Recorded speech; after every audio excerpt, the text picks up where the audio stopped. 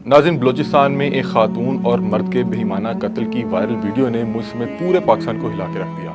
बिस्मिल्लाहिर्रहमानिर्रहीम। अस्सलाम वालेकुम नाज़रीन, मैं अली हमज़ा हूँ और आपको यू डिजिटल पर खुशामदीद कहता हूँ। खातून ने अगर मर्दी का निकाह किया था या अगर उसका एक्स्ट्रा मैरिटल अफेयर था, तो क्या किसी भी शख्स या किसी भी जिरगे के पास इस चीज़ का इख्तियार है कि वो उसको कोई सज़ा या जज़ा सुना सके या उसको कत्ल करने का फ़ैसला कर सके? पाकिस्तान में ये पहली बार नहीं हुआ।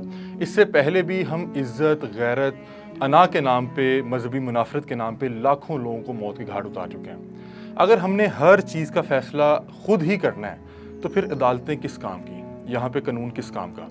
अगर कुछ अर्सा पहले की बात बताऊँ तो कंदील बलोच को उसके भाई ने गैरत के नाम पे कत्ल कर दिया था। अगर तो ये तमाम मामलात इंसान ने खुद ही देखने हैं तो फिर अदालतों को तो ख़त्म कर देना चाहिए। और अगर कल को आपकी किसी भी जायदाद पे वो कब्ज़ा हो जाए तो फिर जिसकी लाठी उसी की भैंस का फार्मूला अपनाना चाहिए और जिसमें ज़ोर हो उसको कब्ज़ा कर लेना चाहिए। क्योंकि हमने कभी भी किसी भी मामले में अदालत जाने का कभी भी सोचा ही नहीं, कोशिश ही नहीं की। बहरहाल इस केस के हवाले से आपको कुछ तफसीलात बता देते हैं। हमें जो वहाँ के मुकामी सहाफ़ियों से जो हमारी बात हुई, जो हमारे सोर्सेज़ ने हम तक खबर पहुँचाई, वो कुछ इस तरह से थी कि ये जो अफसोसनाक वीडियो जो पूरे पाकिस्तान में वायरल हुई और जिसके वायरल होने के बाद उस खातून का दर्द पूरे पाकिस्तान ने महसूस किया और पूरे पाकिस्तान में कोहराम मच गया और पब्लिक अटेंशन के बायस सीएम बलूचिस्तान ने इस पर नोटिस लिया और फौरी तौर पर 11 अफराद को गिरफ्तार करवाया। ये वाक़या अभी का नहीं, तकरीबन 2 माह पहले ईद से चंद रोज़ कबल का था। बताया जा रहा है कि 4 जून को ये अफसोसनाक वाक़या रकम हुआ जिसमें तकरीबन 20 के करीब अफराद ने खातून और मर्द को डिगारी के मुकाम पर जाके अंधाधुंध फायरिंग करके हलाक कर दिया था। और ये मामला तकरीबन उससे 1 साल पहले शुरू हुआ जब बानो बीबी की कुर्बतें उनके एक हमसाए एहसानुल्लाह के साथ बढ़ती हैं और ये इंतहाई कदम उठाते हुए फैसला करते हैं कि हम दोनों घर से भागकर एक नई ज़िंदगी का आगाज़ करेंगे। ये दोनों भाग जाते हैं। उसके कुछ अरसे बाद बानो बीबी को एहसास होता है कि एहसानुल्लाह उनके लिए ठीक ऑप्शन नहीं है और बताया जा रहा है कि शायद एहसानुल्लाह भी उस पर तशद्दुद किया करता था, जिसके बायस बानो बीबी वापस इसी इलाके में आती हैं। लेकिन जब वो वापस इसी इलाके में आती हैं तो अपने शौहर के घर नहीं जाती जहाँ पे उनके 5 बच्चे उनका इंतज़ार कर रहे थे, बल्कि वो अपनी फैमिली, अपने वालिदैन के घर जाती हैं। और कुछ अरसे बाद बानो बीबी के शौहर नूर मोहम्मद जब वापस उस इलाके में आते हैं तो आपस में गिले शिकवे जब दूर होते हैं, उस टाइम वल्लाह आलम खातून बानो बीबी ने क्या बताया होगा कि एहसानुल्लाह मुझे वरगला के ले गया या मुझे अगवा करके ले गया। बहरहाल जो भी कहानी सुनाई गई इस पर नूर मोहम्मद यकीन करता है और इनके आपसी मामला ठीक हो जाते हैं और उसके बाद बानो बीबी अपने शौहर के घर वापस चले जाती हैं और ये दोबारा उसी अंदाज में ज़िंदगी बसर करने लग जाते हैं। मसला तब शुरू होता है कि जब एहसानुल्लाह, जिसके साथ बानो बीबी भागी थी, वो वापस इस इलाके में आते हैं और इस इलाके में आके बानो बीबी की कुछ तस्वीरें अहले इलाका के साथ शेयर करते हैं, जिससे बानो बीबी और इनके कबीले में काफ़ी गम और गुस्से की लहर दौड़ पड़ती है।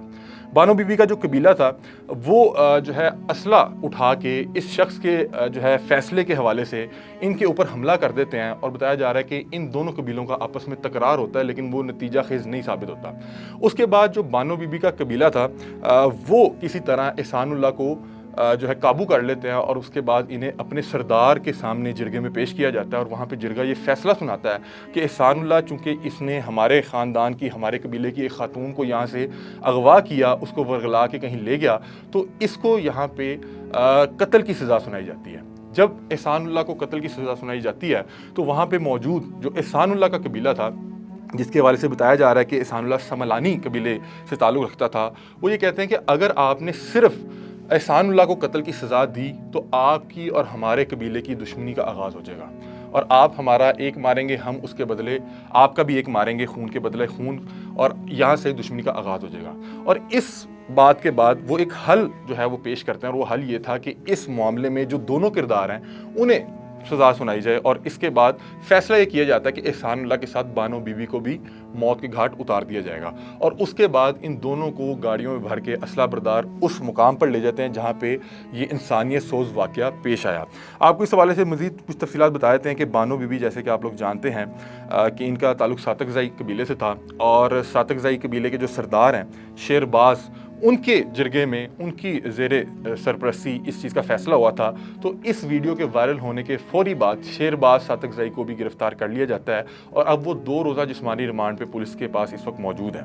उसके बाद जब पुलिस की जानिब से इस कार्रवाई का आगाज़ होता है सीएम बलूचिस्तान के नोटिस के बाद, तो 11 अफराद को गिरफ़्तार किया जाता है और बाकी तकरीबन 14 नामालूम अफराद के खिलाफ अभी भी ऑपरेशन जारी है।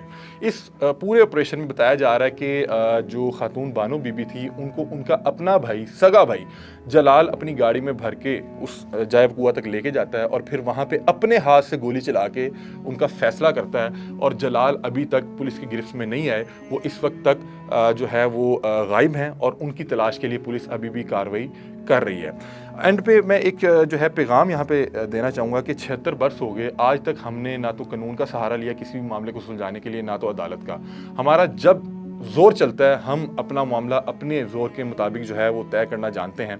इज़्ज़त का मामला हो, गैरत का मामला हो, अना का मामला हो, कोई मजहबी जो है अकायद का मामला हो, हम हर शख्स अपनी ताकत के मुताबिक अपना फ़ैसला करना जो है बेहतर समझते हैं, बजाय कि रियासत के पास जाके अदालतों से, कानून से इंसाफ ले सकें। इसी वजह से हमने देखा है कि जब भी कोई सियासी मामला बिगड़ते हैं तो हर सियासी जमात बजाय कि बैठ के बात करे, वो कोशिश करती है कि किसी तरह सड़कों पे आके और डंडे हाथ में लेके एक जो है प्रेशर बिल्ड किया जा सके और उस प्रेशर के इवज़ जो है अपने मुतालबात मनवाए जा सकें। और इसी तरह हमने देखा जो यहाँ पे जो इस मजहबी जो जमातें हैं वो भी जब किसी बात पे नाला होती हैं तो वो भी सड़कों का रुख करती हैं और प्रेशर डलवा के अपने मुतालबात मनवाती हैं। तो मेरा यह ख्याल है कि 76 बरस बाद आज 2025 में हमें ज़रूरत है कि हम अपनी अदालतों को मजबूत करें, इस कानून का सहारा लें। अगर आपके साथ कोई भी शख्स ज़्यादती कर देता है तो आपके पास नहीं इख्तियार उसकी सज़ा और जज़ा का।